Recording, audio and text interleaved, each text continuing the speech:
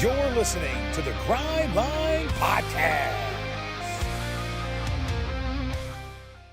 What's up, and welcome to another episode of the Grind Line Podcast. I'm your host, Greg. You're listening to episode 309. I am here tonight with Tyler, and it's been a pretty bleak couple days in Detroit. Lions losing, Red Wings losing. Tyler, how are you? I'm fine. I feel like absolute crap. But I'm on here fighting through it because I would rather do this or anything else than watch that national championship game that's going on right now, which is where Ryan is. All kidding aside, I feel good to be back. Good to talk about the Wings. Unfortunately, it's kind of gone south over the last couple of games, but we'll talk about that in a moment. Yeah, the Red Wings are not doing too hot currently. And oh, yeah, we all just hope Ohio State loses. But Ryan's not here. Everyone in this room hopes that Ohio State loses miserably. But the Detroit Red Wings, last time we recorded, so me and Ryan recorded last, and toward the end of the episode, we were being beaten pretty handily by the San Jose Sharks. Should we have been beaten by the San Jose Sharks? No, we should not. We outchanced the Sharks.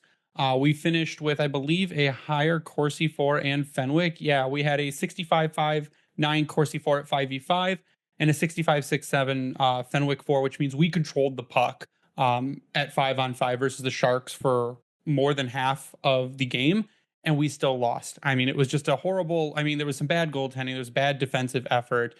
The players played sloppy, and they got their asses handed to them like we thought they would. And then it came the slog of what we assumed was going to start a brutal road trip against the Florida Panthers. And the Detroit Red Wings come out and pretty handily beat the Panthers. I mean, 5-2. That was the one game though where the Panthers controlled the puck more.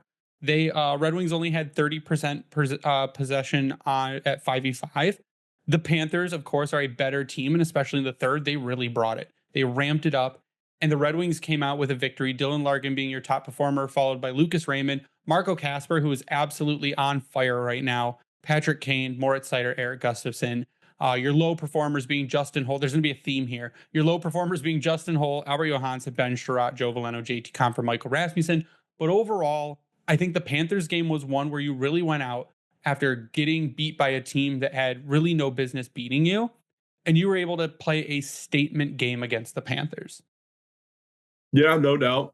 I really haven't liked the Wings game since the last, I believe the third period or even the second half of that Kraken game. They got the lead early, and it kind of gave them the sense of, okay, let's slip a little bit. And since then, they really haven't been able to get it back. I know they played a pretty good game against the Panthers, but that game is not indicative of I don't think the better team won that game. I think the team that executed more won that game because of what they had 3 power play goals in that game. They played good enough to win, of course. I'm not going to say that they don't deserve credit for beating the Stanley Cup champs. Of course they do. That was the best game that they've played in this, 4-game stretch here. The Sharks game was horrible. Just to go back to that really quickly, that was not good from start to finish, in my opinion. But the Panthers game, there was some positives for sure. The power play was humming on all cylinders. They were snapping it around. They were scoring on the opportunities that they had. Goaltending was phenomenal, I thought, in that game. So hey, you deserve credit. You beat the defending Stanley Cup champs. So. Yeah, that Panthers game, you were pretty outplayed almost which is kind of expected during the whole thing. We had said from the beginning that, not from the beginning, but pretty recently, people keep coming back at us. They're like, well, you said this roster is good and it doesn't have any mistakes. No, the roster is not great, but the roster is better than how they had been playing under Derek Lalonde. But against the Panthers, I mean, you had 7 high danger chances for it, 5v5. They had 12. And you were outchanced. And you just were able to overcome that with some lucky bounces, with some solid goaltending. You were able to overcome that. And then you go on to play the Tampa Bay Lightning. And I turned this one off after a period and a half just because you could tell exactly the way this was going to go. The special teams dried up completely. And it's like you'd been coasting on special teams for a while. and you lose 5-1. Top performers: Patrick Kane, Lucas Raymond, Andrew Kopp, Alex DeBrincat, Simon Edvinson. Your bottom performers: Eric Gustafson, Mo Sider, but not for a lack of individual effort, because his partner Ben Sherratt was also one of the worst players on the ice, and so was Justin Holl. So your third pair of Justin Holl and Eric Gustafson together were two of the bottom three players on the team that night. You're going to notice a theme here where the Detroit Red Wings, they outchanced the Lightning. They had more high danger chances for at 5v5. They had a higher Corsi. They dominate, or didn't dominate, but they played really good puck possession. 61.7% Corsi for percentage at 5v5, meaning they controlled the puck more than the Lightning, but they didn't execute. And when the Lightning had a chance and the defense had lapses, like they do and like they have increasingly, they took advantage of those lapses, and you end up dropping that game after what you thought was going to be a strong start after beating the Panthers. Yeah, I mean, the theme in that game was taking penalties. The second goal, Gensel, power play goal, way too easy, and then they had another. Oh, so it was two power play goals. I beg your pardon. And then Radish had a power play goal. You can't give these teams opportunities when you play teams like these, the Tampas, the Dallases. I know their power play isn't as lethal as the Tampa one, but man, like, you cannot, when you're playing teams with players like Kucherov, and in the Dallas game, players like Robertson and Ben and Heiskanen and Stankoven and Wyatt Johnston, like, you have to not take penalties, and if you do, you better kill them off. But the problem here with the Wings is this penalty kill is brutal. It's absolutely brutal, and it hasn't gotten any better, in my opinion. Maybe a little bit, but it's just, you can't take penalties against these teams, and I feel like that was a common theme in this Tampa game, because it's not even just the fact that they only scored two power play goals in that game. It's the fact that you give teams opportunities on the power play, and eventually they get the momentum, they steal the momentum, and they end up scoring. Whether it's on the power play or right after, doesn't matter. They have their momentum because you took a penalty. So there's just carelessness. I think that's part of the equation. They just didn't look like they were ready from the jump in that game, in my opinion. Yeah, I think that in the defense was changed. Like, Bob Bugner is out. They bring in Trent Yanni, and I don't know if that it takes more time just to get it going, but part of it is also because you have defensemen that are just shutting down. That is what they are doing. Like, I feel like there are a couple players, like, the new coach bump is a thing. And for a couple players, it was temporary. There are other players that it has gone on. Like, Patrick Kane still looks really good. Like Marco Casper, he's getting a boost playing on the top with Larkin and Raymond.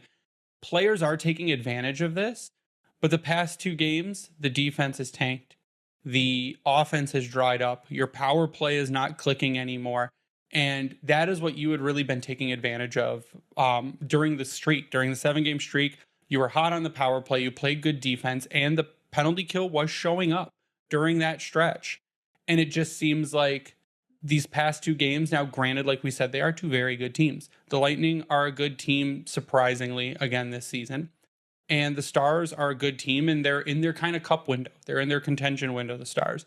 So could you have beaten these teams after coming out and beating Florida the way you did? I think you could have, but you sure as hell should have put up a much better fight than what you did. And I mean, we'll talk about the Dallas game. Your top performers: Dylan Larkin, Marco Casper, Lucas Raymond, Simon Edvinson, Moritz Seider. But again, Justin Holl, Andrew Kopp, Christian Fischer, Joe Veleno, Alex DeBrincat, Eric Gustafson, Ben Sherratt. You've got 1, 2, 3 defensemen in the bottom half of worst performers on the team with 0 redeeming positive individual stats. It's just, when you have a night like that against a team who can score goals, who is a powerful team like the Dallas Stars, you're not going to win those games, and you end up losing 1-4. But again, you controlled possession. Your Corsi 4 against the Stars at 5-on-5 was 60.61. You controlled the puck more than them. And watching most of that game, I said, yeah, this is a game you could have gone out and won. But you make stupid little dumb mistakes that they immediately take advantage of. And another point that I had was, I know your goaltender's not going to save everything. And like the first three, everyone's like, oh, well, Lyon had no chance. Sometimes a goalie needs to make one of those the goalie had no chance saves, just like those miraculous saves that bring guys back. The past few games, there have been almost no timely saves made. No, yeah, exactly. And that's kind of what I say. Like, I didn't want to tweet this out because I feel like people kind of jump on this right away, but it's not necessarily that the goaltending is the problem. I don't think it is. I just think it's not helping sometimes. Yes, you have that what 7 game stretch or whatever where they played really good hockey and everything kind of went their way, but now you play a team like Tampa, you play a team like Dallas, and you don't get those timely saves. They score, and then not only is it 1-0, but then it's 2 and then 3-0 in the Dallas game. I think it In was succession, 4-0. like within 4 minutes.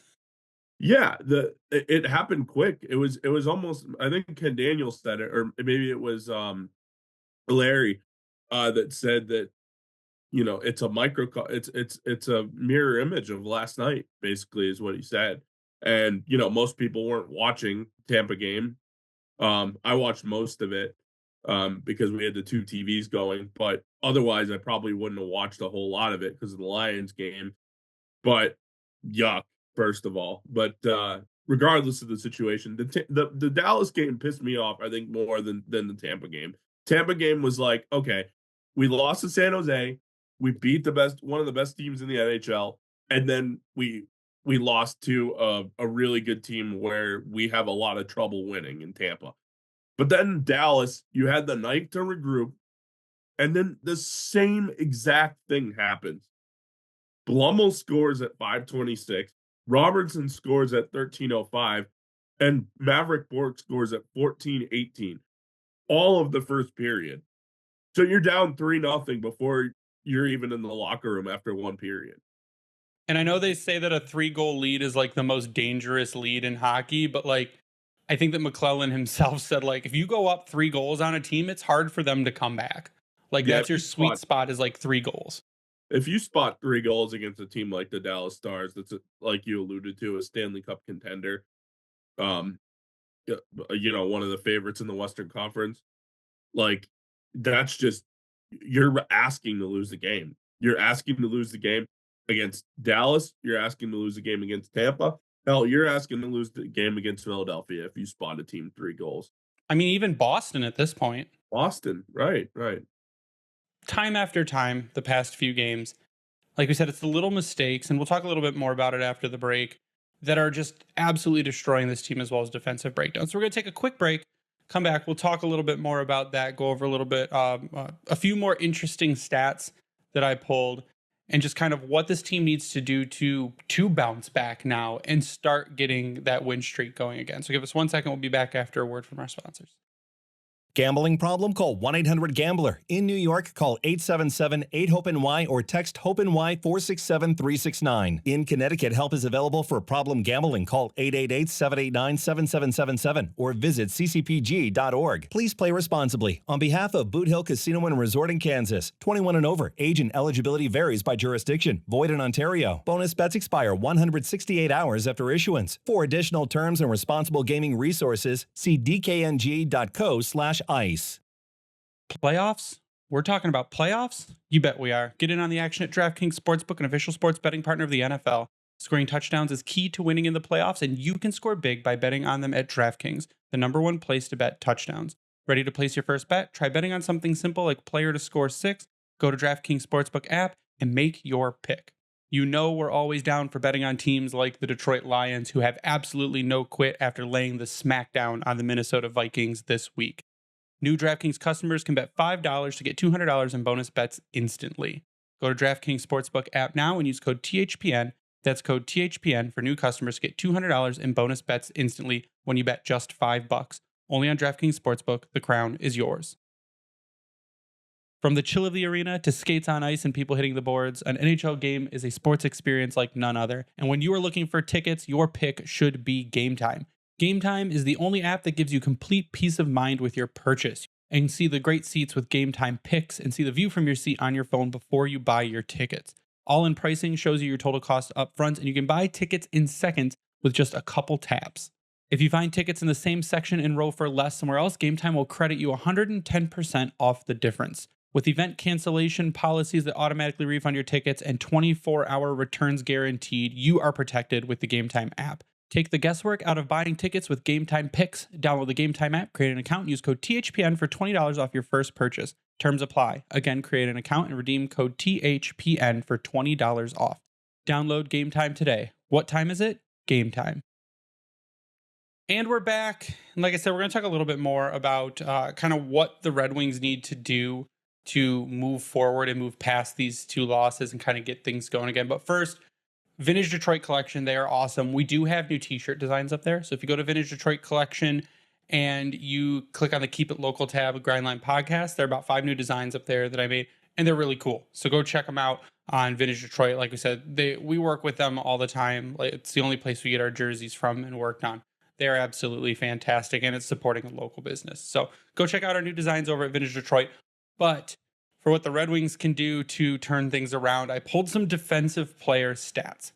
So for the majority of this season, your top pair has been Moritz Seider and Simon Edvinsson. Moritz Seider on the season has 45 giveaways, 14 takeaways, 102 hits, and 54 hits taken with 72 shot blocks. Simon Edvinsson has 45 giveaways, 11 takeaways, 35 hits, 78 hits taken, and 56 shots blocked. You'd like to see the hits versus hits taken. You want to see them hit more than taking more. So those two guys, that was the top pair for the majority of the season. So you would think that the giveaway number is going to be generally higher than other defensemen because they play more time, right? They play more on the ice.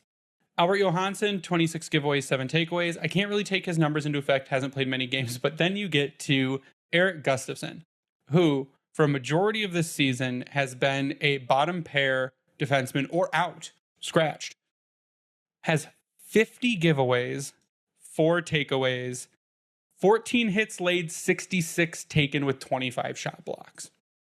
Justin Holl, 42 giveaways, 4 takeaways, 19 hits laid, but 80 taken and 35 shot blocks.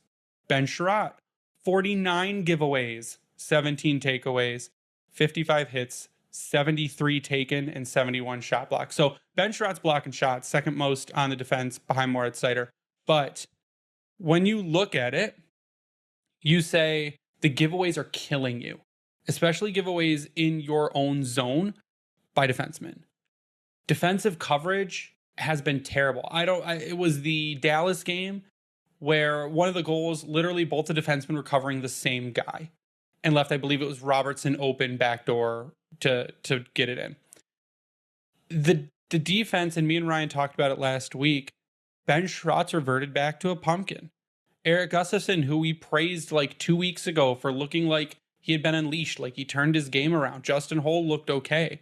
They've both, again, gone backwards. What can you do? Because the forwards, yes, lack of offense. Dylan Larkin had a pinch that was really bad during, I think it was the Sharks game. But the forwards aren't scoring. And when the forwards aren't scoring, you need your defense to step up to stop the puck.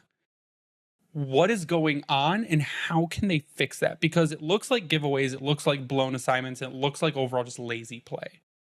I think that the biggest thing that I see, if you're one that watches hockey, or if you're just a casual, like you can watch a certain player and you can tell if they are helping the team or hurting the team. Some guys are neutral, right? Some guys are neutral. Some guys aren't doing enough to help the team, but not enough to hurt the team, if that makes sense. But you can tell obviously, and it sticks out like a sore thumb if someone's not having a good game. You can see it. Justin Holl, I can count on one hand how many good games he's had all year long. I hate to single him out, but I can't wait for Jeff Petrie to come back. And just 2 weeks ago, no, it was last week, we were saying, man, it's going to be really hard when Jeff Petrie comes back to be able to get him back in the lineup because of how Albert Johansson has played. And Albert is, again, he's still making mistakes. He's a rookie. He'll be able to tighten it up a little bit. We were saying you're going to have to bench Jeff Petrie because just the team is playing so well. And now I go throw a dart. Do you want to get rid of Ben Sherratt? Do you want to get rid of Justin Holl, Eric Gustafson? Who's going to sit to bring Jeff Petrie back into this lineup? Simply because all of three of them have been bad. Like we say about defensemen, if you're not saying their name, they're probably playing well, because defensemen are kind of like should be seen and not heard kind of thing, where like if they're playing a good game, you normally don't say anything about them unless they're scoring or they're laying a big hit, which is what Ben Sherratt was doing when McClellan first got here. And now it's like, which one do you bump to bring Jeff Petrie in? So I think that's one of the things they can do to turn this team around, is get Jeff Petrie back, just to see if juggling the pairs a little bit helps kind of bring this defense back up to where it should be. But what's the latest on Jeff Petrie? We heard that he wasn't making the trip, and that it was, and then past that, haven't heard anything else about him. Yeah, and I don't think McClellan said anything about him after the game yesterday. I wonder if after the Philadelphia game, like the morning skate for the what's the game after Philadelphia? The home game, I forget. But regardless of the situation, I wonder if he'll speak about injuries and stuff like that at that point. But regardless of the situation, yeah, I mean, turnovers are egregious. You pretty much at this point, you have my mercy to take out Sherratt, Gustafson, or Hull, in my opinion, and put Petrie in when he is ready to go. The other thing I don't understand, and I don't know if Yzerman just hasn't done this, or obviously we don't know about it, but I wonder if they're still interested in acquiring a defenseman. I wonder if it's like a Ryan Lindgren from the Rangers, or if it's, I don't know. What about Bowen Byram? Bowen Byram. If Buffalo decides to sell off, like a lot of people say, I would not sell off if I'm Buffalo. To be honest, they've already done that. I don't know why you would do that again. But regardless of the situation, yeah, I don't know what you do, but I think you need to find a way, either at this trade deadline or next offseason, to not have one of, or maybe even two of them, Sherratt, Hall, and Gustafson, on this team. At that point, there's three defensemen that are good and three defensemen that suck, essentially. Yeah, you have three good defense, and I would say you got Albert Johansson, who's going to be, I think, a good third pair defenseman who could slot up to the second if you needed him to. And then you've got Sider, and you've got Edvinsson, and maybe you bring in a Marco Casper, or not Marco Casper, an ASP, so then you've got four, possibly. But then you're left with two rocks, which you don't want. So I think you're right. You need to be able to offload one of Ben Sherratt, Justin Holl, or Eric Gustafson at this point. Gustafson, I will say I might have a little more grace with, depending on how he finishes the season. But I don't think you can go into next season with both Sherratt and Holl. And Petrie drops off if they don't re-sign Petrie. Some people think we will. I don't think we will. I feel like because he might retire. Old. Yeah, he might retire. But you can't go into next season with those two defensemen. There's like, help is on the way, but that's not this season. And this season, after getting a new coach, is when you're trying to make that playoff push again. It's also not over. I see some people on talk radio and other podcasts and saying like, oh, well, the Wings might be better off being sellers. I'm like, no.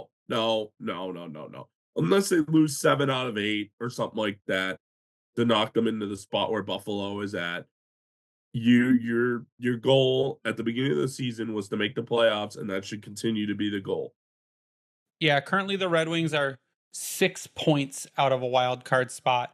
They do have 2 games in hand on Boston, but Boston and Ottawa both have 52 points. The Wings have 46. Flyers at 48, Rangers at 48, Canadians at 50, Blue Jackets at 51. Again, they have a little tough stretch coming up here, but then it does get a little easier in terms of the scheduling. So hopefully they can make some hay, especially with Philadelphia, where you kind of got embarrassed the last time you were there. By, who was it? Scott Lawton, I believe, had a hat trick. So hopefully they can avoid that. The other thing too is with Hall, I feel like he's on the cusp of being waived. I feel like Steve Eisenman thought he could turn him around, getting him from Toronto as he was their whipping boy. And then I feel like since McClellan's come in, he's starting to single him out a little bit. He's starting to say, well, individuals are making mistakes. And then he did actually, I believe it was after the San Jose game, called out Justin Hall specifically. Yeah, that's one thing I like about McClellan is that he will not like protect a player like that. He's like, I've talked to him. I told him he was terrible. And that's something he needs to hear so that he can work on himself and how to come back. And he doesn't sugarcoat it, and he gives like really straightforward, honest answers, which is super refreshing, rather than just either question dodging or being like really light on answers like Newsy was toward the end. McClellan seems to be able to come out and say, no, here's where the problem was. I've addressed it with the player. They know they were not good and they need to try to be better. Like, here's the thing, like people want this to be like oh, well, they had an okay night, and like, no, he sucked that night. He's a professional athlete. He's getting paid a lot of money to be a professional athlete. And if he's not going to produce, there's repercussions for that, right? Just like you and I have in our jobs. We don't produce, we can be replaced too. So, in my opinion, people that get mad at like, oh, well, you shouldn't single a player out. They're professional athletes. They can handle it, believe you me. And if they can't, they don't deserve to be a professional athlete. And that's not a shot at Justin Hall or any other player on this team or any other player in the NHL. That's just what sport is. If you can't hack it, someone else will come up and take your spot. Whether they're better or not, that's a whole nother discussion. And my bad for the voice here, but So to take us to the weekend, the Detroit Red Wings play the Flyers tomorrow on Tuesday at 7 p.m. The Canadiens on Thursday at 7 p.m. and back to the Lightning. Actually, the Lightning come to LCA Saturday, January 25th. That will take us through the weekend. The last thing I want to touch on tonight, Tyler, that we didn't get a chance to talk about last week was, and actually it was like revealed the day after we recorded, is the Stadium Series jerseys. They are sharp, amazing. I love kind of like the baseball font on them. If you get a really close look at it, there's actual double white line stitching inside the letters. So it looks like a baseball jersey, big numbers, really good color distribution with the red on the bottom of the sleeves with one stripe. Red nameplate on the back makes the white pop.